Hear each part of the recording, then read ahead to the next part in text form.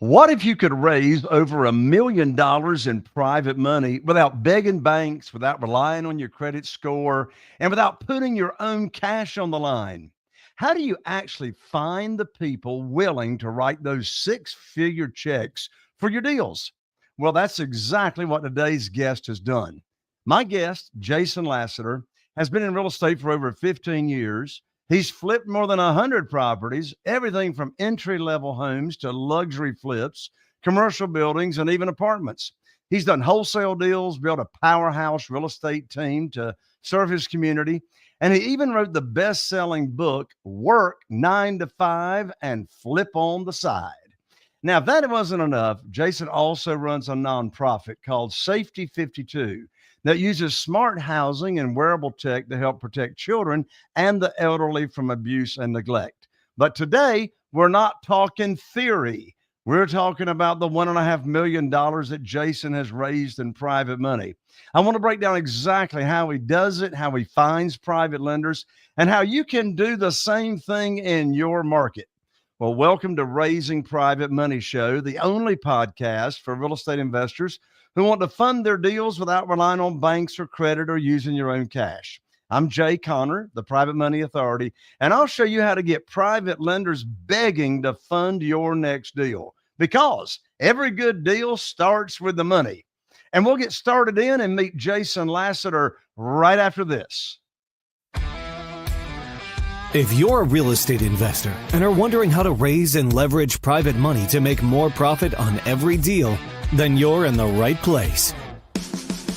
On Raising Private Money, we'll speak with new and seasoned investors to dissect their deals and extract the best tips and strategies to help you get the money, because the money comes first.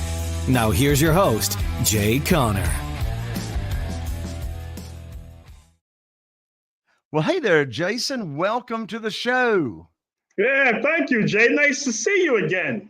Great to see you. I enjoyed being a guest on your podcast. And when I learned on your show that you had raised all this private money, I said, well, it only makes sense to have Jason come on the show, because after all, the name of this show is Raising Private Money. So I'm so glad you're here, Jason. Now, you've raised $1.5 million in private money. So my first question is, from your own experience, what's the very first thing someone needs to know before they even approach a potential private lender? What they need to know is they need to have good communication skills and good networking skills, and they need to know what they're doing in terms of rehabbing, in terms of finding good deals, finding good properties out here.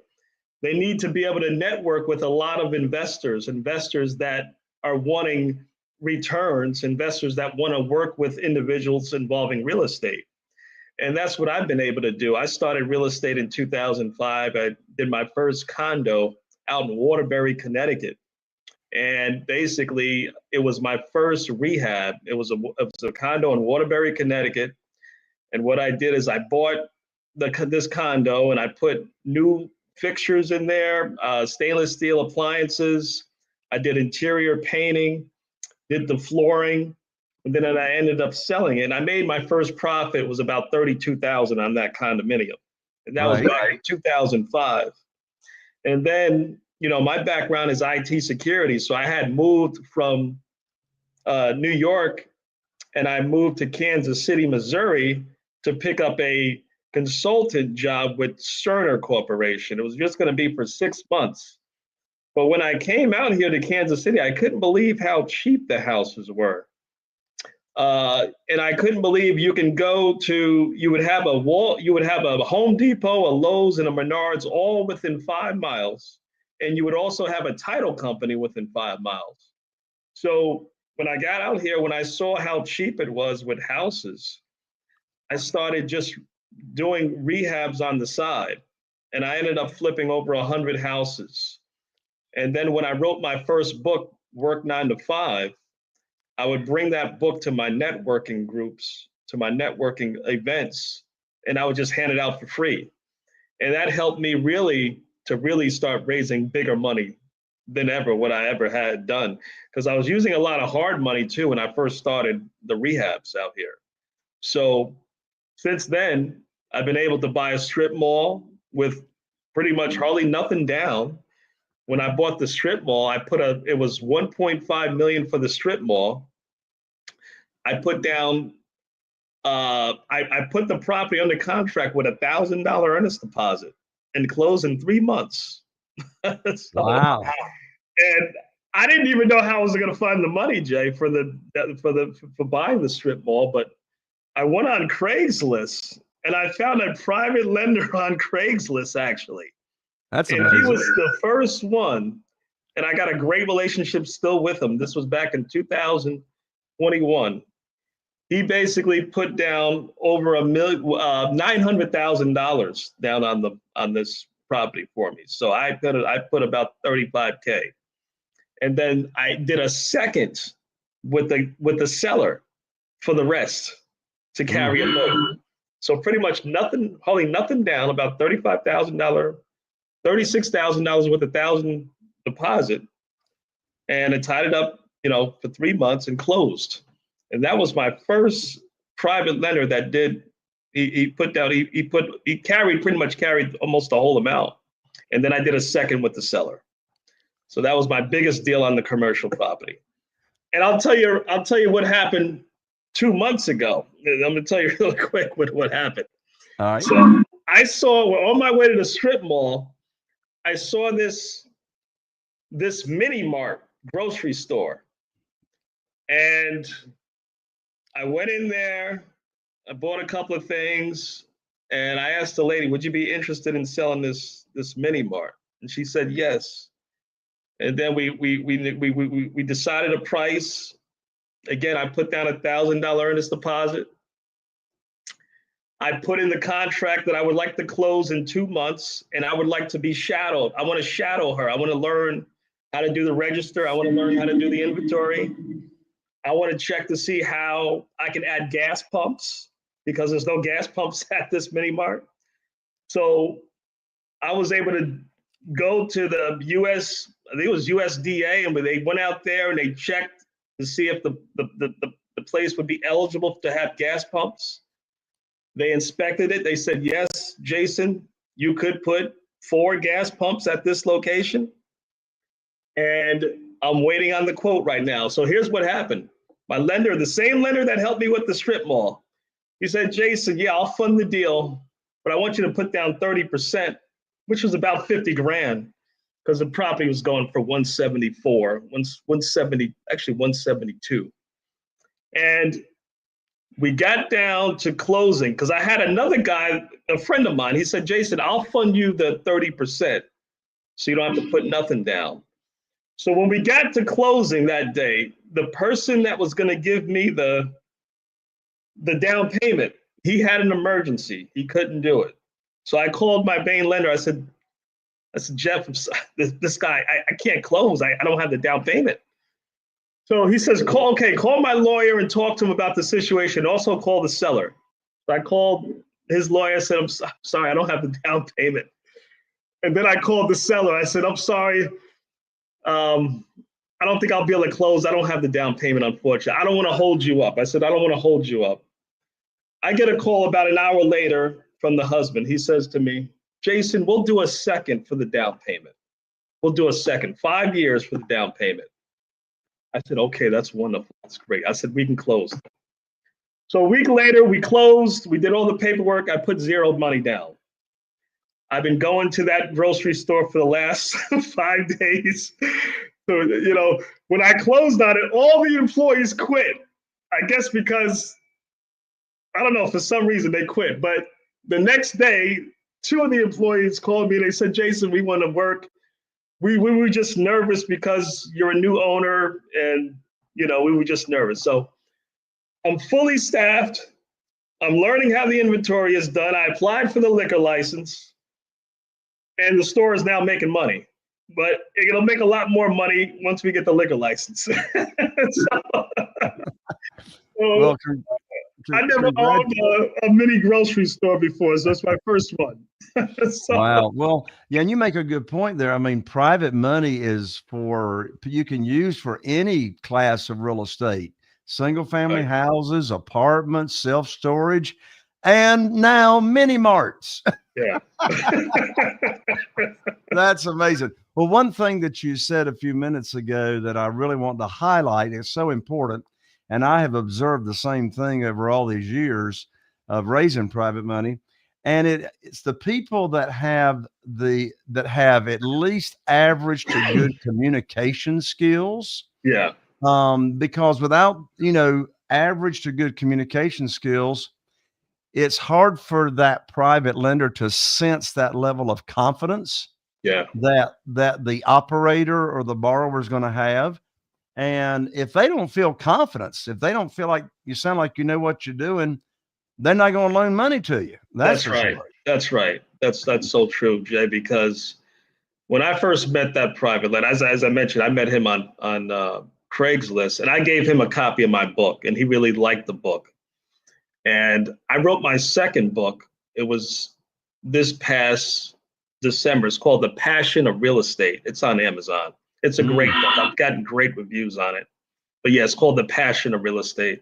And I sent him a copy of that book, and I had his name in that book too. So he kind of liked it. But it's a great book. It's better than my first book. And it's really, as you know, Jay, it's not about the book sales. It's about building the credibility, right? It's building the relationships. So, with your private lenders, you want to build those relationships. And it's you can meet private lenders, as you always mention, anywhere. It could be in your backyard, could be at your job, it could be anywhere. It could be at the store, the gas station you go to, it could be your chiropractor, it could be your doctor, it could be your lawyer, your accountant. So there's uh, many locations to meet private lenders. They're all over the place. Yes. Well, the abundance mindset says there's money all around you. There's Yeah, I money all mean, around you. we have 8 billion people on Earth, right? So I mean, they're all over the place. That's right. Now, a lot of new real estate investors that haven't raised capital, they ask themselves this question. They'll say, well, why would anyone trust me? And here we are back to this confidence thing. But why would anyone trust me with their money? Did you have any of those feelings or thoughts in your mind when you were starting out raising private money? I did because when I first started out, I started out with a lot of hard money. When I did my rehab, hard money lenders. These are people that charge very high interest.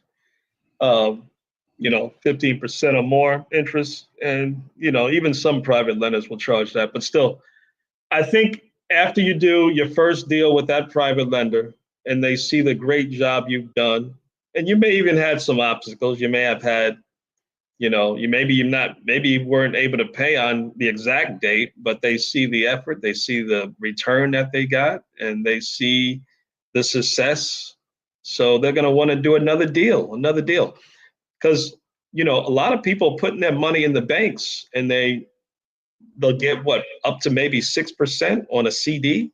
A CD at a bank.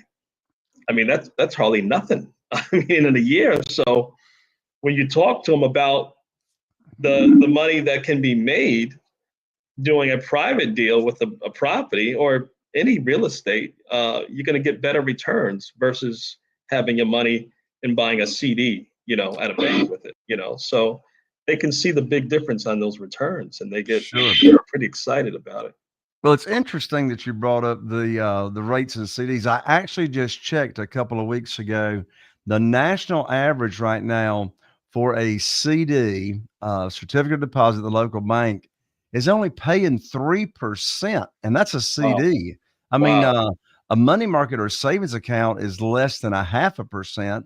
And so, like, I've been paying all my private lenders the same thing since 2009, and that's 8%.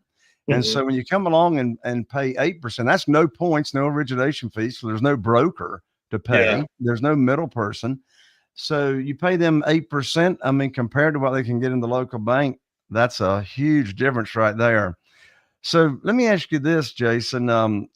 From your own experience and observations, what would you say are some of the biggest mistakes that you see real estate investors making when they're starting to raise private money? I think some of the mistakes is basically when they may have a deal going on, but the deal they might be they may be new at this, and it could be that the deal there's just not enough liquid. I mean, not liquid, but not enough equity in the deal that they're doing. It could be doing a single family property, and the numbers are just not right, and it's not enough money to really do well on the deal. So sometimes they can't get so attached to that property, and they might be anxious to do their first deal. But if the numbers are not right, I wouldn't recommend they do the deal, because they're going to make it's going to turn out to be a situation where that private lender, that new relationship that you're starting with that private lender, is probably not going to go well, because once you sell that property, or let's say you do an appraisal and you want to refinance, you can pay that private lender as well. But if the numbers are just not there, you want to make sure that the first deal you do with him is going to be a success. So Yes. that's the main thing, And in real estate, as you know, we don't always close on the date we say we are going to, because it depends on the environment, depends on the interest rates, depends on a number of different things. Location of where the property is, a lot of different factors. So you just want to make sure that you have a good location that's selling. You want to look to see if it's selling well. You want to look at the appraisal, the after repair value of the appraisal. You want to make sure you have a very good rehab team if you're doing your rehabs. If you're doing commercial, you might have better success, because on a commercial deal, you got rents coming in, you got better chances, better opportunity to be successful on the commercial side. Yeah. Versus, I've done over 100 rehabs, so I know this for sure. So That's right. That's right. Well, as you were talking about mistakes that new capital raisers make, probably the biggest mistake that I see real estate investors making, and I'm not talking about borrowing hard money here. I'm talking about building relationships Yeah. and getting individual, ordinary people to fund your deals, is that they've got the wrong mindset. And here's what I mean by that. True. They think that whoever's got the money makes the rules, and that's not the case here. Yeah, Instead of good applying point. for a mortgage, Yeah. we're offering an opportunity. We set the interest rate as far as what we're offering. And so they've got in their mind that there may be a fear of rejection. They feel like they're asking for money. And this is not about asking for money or applying for a mortgage. It's about offering an opportunity. And if someone's not interested in your program, as you just said, there's 8 billion people on the planet. There's a lot of people out there. And what I'm seeing right now, Jason, and tell me if you agree with me, I'm seeing there's more money available than there are deals. Yeah, there definitely is.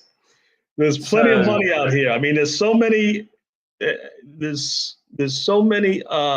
investors that want to do deals. The people that want to make money. So, I mean, you can go to yacht clubs. You can go. I mean, there's so many different clubs you can go. You have family offices. You have all different types of investors. That want to do deals. That want to make money. So you have to attend those networking events, and you have to get involved. You have to, if you just sit back, nothing's gonna get done. You got to take action, right, Jay? You got to take action. So that's the main thing. I've never seen anybody come knock on my door saying, "Hey, I want to loan you some money." Well, that's not true. That's not true. When you start raising private money, your private lenders are going to refer That's true. other people to you, and they do come knocking on your door. And that's happened to me too. Yeah, that's definitely happened to me. The word starts getting out. So, something that's very important is making sure everybody is protected. So once you've got the money raised and you're going to be able to put that money to work and invest that money for your private lender, What are some examples, or how do you structure your deals so it's a win-win for both you and the private lender, and everybody's going to win and everybody's protected? Yeah, what you can do a promissory note with a deed of trust, and you go down to the city and you record that deed, and that way the private lender is protected, you're protected, because once you sell the property, then they can get paid, and then everything can get released from the paperwork standpoint. I've done all my deals have been through private promissory note and also deed of trust. Some of my private lenders, they don't care about signing a deed of trust. We just sign a promissory note. But to really be protected, it all depends on your relationship too with that individual, right? Because if you've known that person for a long time and he trusts you and everything, he may just want a promissory note. Some people may want a deed of trust as well signed. So it all depends on your relationship with that individual. Uh, Right. so you and that individual, but in order to be protected on both sides, the deed of trust should be signed. You know. Yeah. How do you structure your deal to where you have like a maximum loan to value or whatever, to where you're protecting your private lenders, to where you keep it conservative? Now, of course, on that mini mart example, you had that 100% leveraged of the purchase price, Yeah. but my guess is the actual mini mart was worth more Oh yeah. than you bought it for. Yeah. Yeah. I think from what I've learned so far, that mini mart would probably appraise for about 400,000. Because Mm. here's the thing, it's in a rural area. It's the only store within 10 miles. There's a lot of harvesting going on, farmers at this mini mart, we also cook. We do, hamburgers, cheeseburgers, salt burritos, chips and tacos, special days that we cook certain things, pork ribs and all that stuff. So like today, they told me, oh, Jason, we got over $400 in sales from 4 a.m. to 8 a.m. today. And I'm like, wow, that's pretty good with just the food. So it's a good deal. And a lot of these farmers are coming in and buying breakfast and eating. So it's a good deal. So the numbers I think would be very good on the return of that, especially once I add once I get the liquor license, then that'll even be because they were getting 1,600 a day just from the liquor license, and I don't have the liquor license yet. So once that happens, that'll be more income coming in. But from what I've heard, Dollar General once wanted to come there, and the city. It wasn't the city, but there was a person that owned the land. They didn't want to sell it to them for some reason. I don't know. But then I also heard that Dollar General wanted to buy the mini mart where I'm at for 400K, but the seller didn't want to sell it to them. So I do know I have a good location and a good property. So I know I can sell it right now and make a profit, because I know a lot of friends from Pakistan and India that own a lot of gas stations, and they would love to buy mine right now. So, Right. Well, that's great that you could liquidate at any time that you wanted to. Now, Jason, one thing that you're interested in that I'm also interested in, and that is giving back and making an impact. So you've got this nonprofit, Safety 52, that's focused on protecting kids and seniors. So my question is, how does your mission and community work tie back into building trust with investors or private lenders, or does it? yeah, I think the nonprofit definitely helps, because I'm reaching out to a lot of people that have housing, but they don't have smart housing, and that's what I do with the Safety 52. We provide smart housing, which for the elderly, whether it be helping them with having more accessibility within the house, where in the bathroom they have something that they can hold on to. Also with the security alarms, we have certain security alarms that can help them out. So I've given away over 100 carbon monoxide detectors, and it was so good for the community. People really enjoyed, because carbon monoxide is what you call a silent killer. And it's Hmm. killed a lot of people. Even when you look at the Airbnb properties, there's been people that have died. They don't, because of carbon monoxide. So it's good to have carbon monoxide detectors that can detect that carbon monoxide in houses. So I feel really blessed to be able to help somebody with what we do, with what we give. And it's a great feeling to be able to give to others and to help other people, whether it be with food or whatever we're doing to give back to help the community. Excellent. So, for the person that's listening to this show, and if they haven't raised private money before, what advice would you give them on how's the best way to start? I would say to start building relationships. Build relationships. Let them know what you do. Let them know what you're trying to do. Let them know, what type of investor you are. Are you in commercial, residential? And get engaged. Go to a lot of networking events, a lot of network parties, or in your local area, join your real estate clubs, and just get engaged and let them know what you're trying to do. Again, it may not be residential, commercial. Maybe you're trying to start a business and you need money for that. So there's so many different strategies to raise capital. And you're an expert yourself in it too, Jay. So you raised a lot more than I have. Well, it's all the same principles for sure, and we can learn from each other for sure. That's right. That's right. So, Jason, someone listening, they want to continue the conversation with you. What's the best way for them to contact you? No question, you've got integrity. May have some listeners here that have got some liquid money or retirement funds they would like to invest and get a high rate of return. How can people reach out to you? Yeah, they can contact me at coachjasonl.com. That's my website, coachjasonl.com.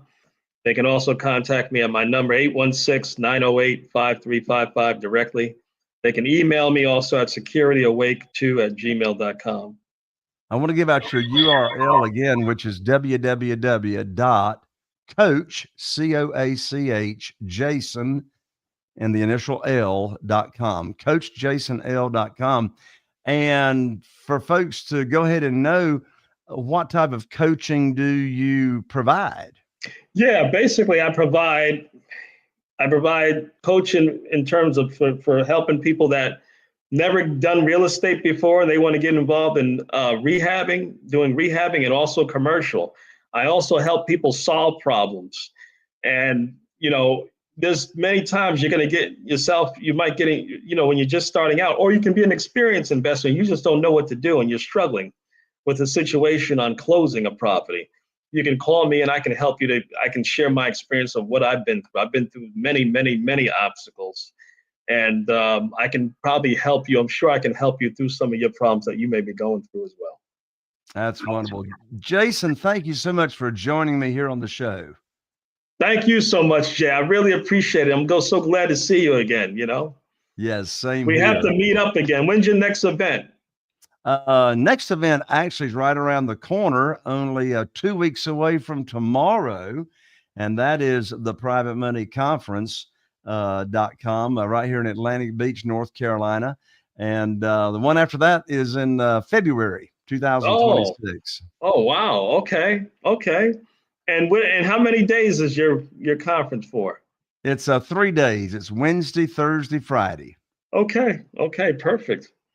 Excellent. Thank you again, Jason. We'll be in touch. Thank you, Jay. I appreciate it. You got it.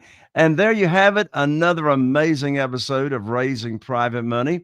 I need your help, for those of you that are listening in here, for me to have more amazing guests, just like we had here with Jason. I need for you to like, review, share, subscribe. And if you happen to be watching on YouTube, be sure and click that bell so you don't miss out on any more upcoming episodes. I'm Jay Conner, the Private Money Authority, and I look forward to seeing you right here on the next episode of Raising Private Money. Are you feeling inspired by the knowledge you gained in this episode? Then head over to jconner.com/money guide. That's JCONNER.com/money guide and download your free guide that shares 7 reasons why private money will skyrocket your real estate investing business right now. Again, that's jconnor.com/money guide to get your free guide. We'll see you next time on Raising Private Money with Jay Connor.